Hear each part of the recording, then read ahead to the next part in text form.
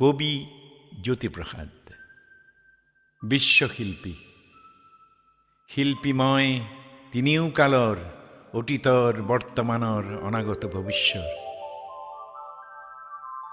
আদিতেই যাত্ৰা কৰি অনাদিলে যাওঁ, ধ্বংসৰ মাজেদি মই ৰূপান্তৰেদি ৰূপ পাই নৱতম সৃষ্টিৰ শলিতা জ্বলাওঁ।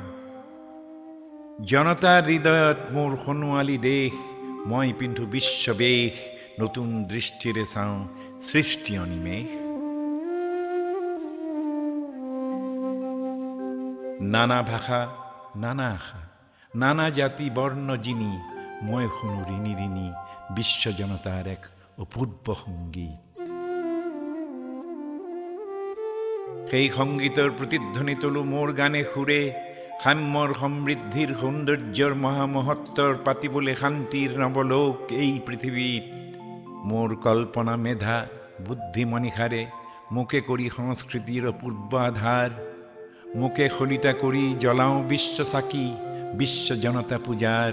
সেই পূজাৰ প্ৰধান অৰ্ঘ্য কৰি মই মোকে দিওঁ উপহাৰ, মোকে কৰি ষোড়শ প্ৰচাৰ। বিশ্বজুৰি জনতাৰ জয় জয়কাৰ, বিশ্বজুৰি জনতাৰ জয় জয়কাৰ, হওক জয় জয়কাৰ।